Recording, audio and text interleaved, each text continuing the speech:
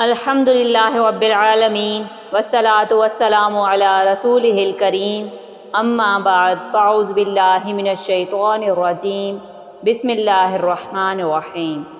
معزز سامعین کرام، السلام علیکم ورحمۃ اللہ وبرکاتہ۔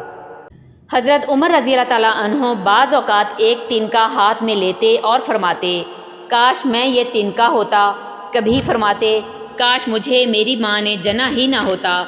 ایک مرتبہ کسی کام میں مشغول تھے، ایک شخص آیا اور کہنے لگا کہ فلاں شخص نے مجھ پر ظلم کیا ہے، آپ چل کر مجھے بدلہ دلوا دیجئے۔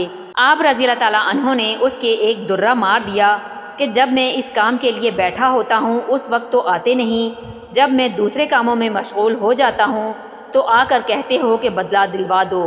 وہ شخص چلا گیا۔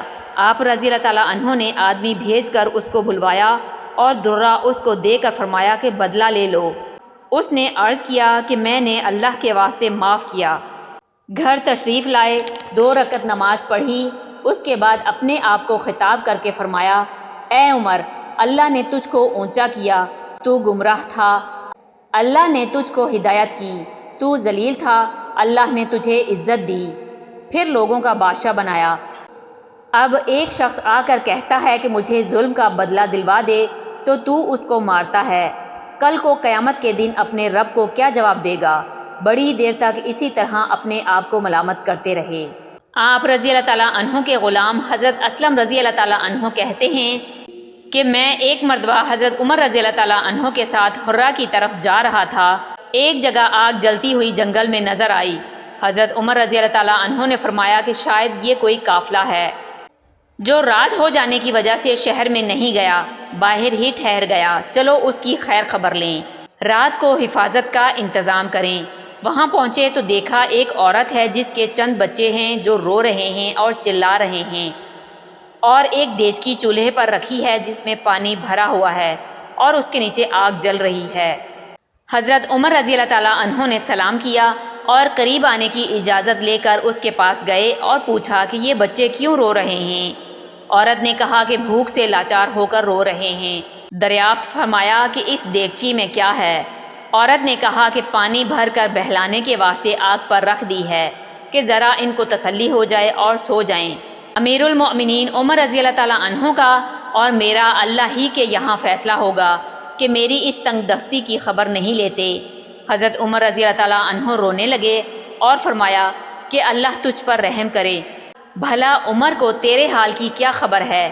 کہنے لگی وہ ہمارے امیر بنے ہیں اور ہمارے حال کی خبر نہیں رکھتے۔ اسلم رضی اللہ تعالیٰ عنہ کہتے ہیں کہ حضرت عمر رضی اللہ تعالیٰ عنہ مجھے ساتھ لے کر واپس ہوئے اور ایک بوری میں بیت المال سے کچھ آٹا اور کھجوریں اور چربی اور کچھ کپڑے اور کچھ درہم لیے، غرض اس بوری کو خوب بھر لیا اور فرمایا کہ یہ میری کمر پر رکھ دے۔ میں نے عرض کیا کہ میں لے چلوں؟ آپ رضی اللہ تعالیٰ عنہ نے فرمایا کہ نہیں، میری کمر پر رکھ دے۔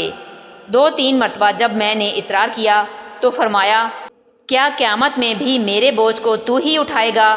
اس کو میں ہی اٹھاؤں گا، اس لیے کہ قیامت میں مجھ ہی سے اس کا سوال ہوگا۔ حضرت اسلم رضی اللہ تعالیٰ عنہ نے مجبور ہو کر بوری آپ رضی اللہ تعالیٰ عنہ کی کمر پر رکھ دی۔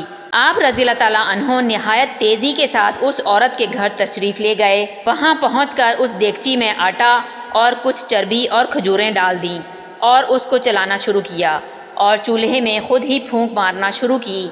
اسلم رضی اللہ تعالیٰ عنہ کہتے ہیں کہ آپ کی گنجان داڑھی سے دھواں نکلتا ہوا میں دیکھتا رہا حتیٰ کہ حریرہ سا تیار ہو گیا۔ اس کے بعد آپ رضی اللہ تعالیٰ عنہ نے اپنے دستے مبارک سے نکال کر ان سب کو کھلایا۔ وہ سیر ہو کر خوب ہنسی کھیل میں مشغول ہو گئے اور جو بچا تھا وہ دوسرے وقت کے واسطے اس عورت کے حوالے کر دیا۔ وہ عورت بہت خوش ہوئی اور کہنے لگی اللہ تعالیٰ تمہیں جزائے خیر دے، تم تھے اس کے مستحق کے بجائے حضرت عمر رضی اللہ تعالیٰ عنہ کے تم ہی خلیفہ بنائے جاتے۔ حضرت عمر رضی اللہ تعالیٰ عنہ نے اس کو تسلی دی اور فرمایا کہ جب تم خلیفہ کے پاس جاؤ گی تو مجھ کو بھی وہیں پاؤ گی۔ حضرت عمر رضی اللہ تعالیٰ عنہ وہیں زمین پر بیٹھ گئے اور تھوڑی دیر بیٹھنے کے بعد چلے آئے اور فرمایا کہ میں اس لیے بیٹھا تھا کہ میں نے ان کو روتے ہوئے دیکھا تھا، میرا دل چاہا کہ میں تھوڑی دیر ان کو ہنستے ہوئے بھی دیکھوں۔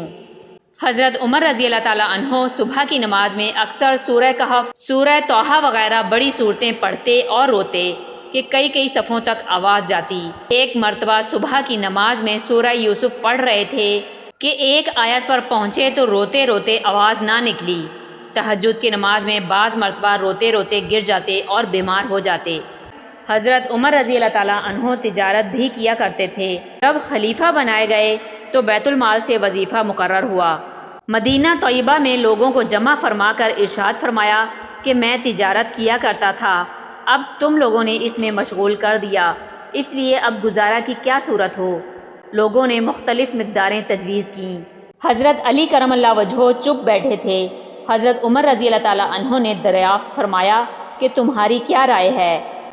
آپ رضی اللہ تعالیٰ عنہ نے فرمایا کہ توسط کے ساتھ جو تمہیں اور تمہارے گھر والوں کو کافی ہو جائے۔ حضرت عمر رضی اللہ تعالیٰ عنہ نے اس رائے کو پسند فرمایا اور قبول کر لیا اور متوسط مقدار تجویز ہو گئی۔ اس کے بعد ایک مرتبہ ایک مجلس میں جس میں خود حضرت علی رضی اللہ تعالیٰ عنہ بھی تھے اور حضرت عثمان، حضرت زبیر، حضرت طلحہ شریک تھے، یہ ذکر آیا کہ حضرت عمر رضی اللہ تعالیٰ عنہ کے وظیفے میں اضافہ کرنا چاہیے کہ گزر میں تنگی ہوتی ہے، مگر حضرت عمر رضی اللہ تعالیٰ عنہ سے عرض کرنے کی ہمت نہ ہوئی۔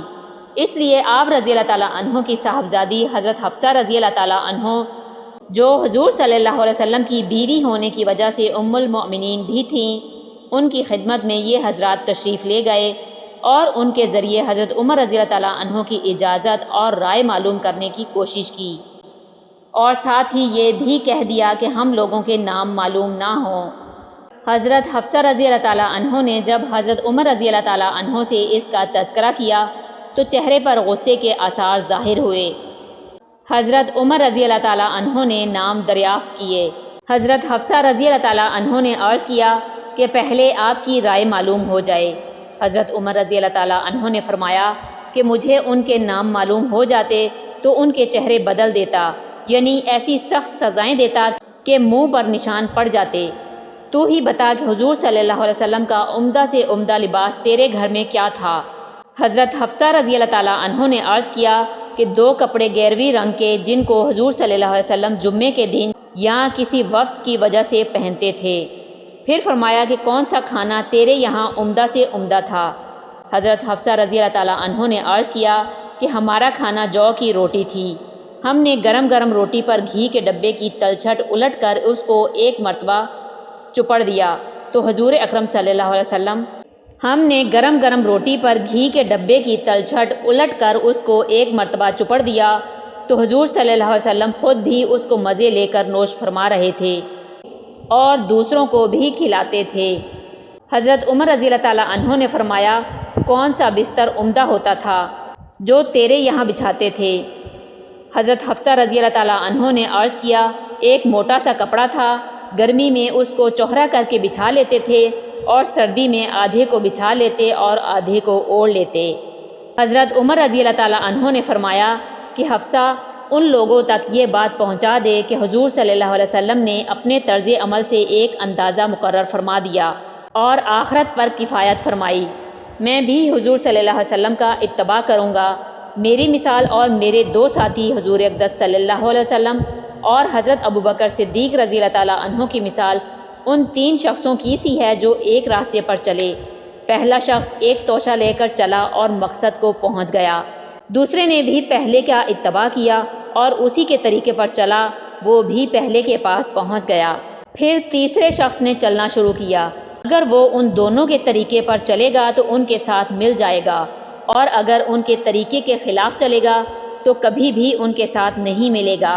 یہ اس شخص کا حال ہے جس سے دنیا کے بادشاہ ڈرتے تھے، کانپتے تھے کہ کس زاہدانہ زندگی کے ساتھ عمر گزار دی۔ ایک مرتبہ آپ رضی اللہ تعالیٰ عنہ خطبہ پڑھ رہے تھے اور آپ کی لنگی میں 12 پیوند تھے جن میں سے ایک چمڑے کا بھی تھا۔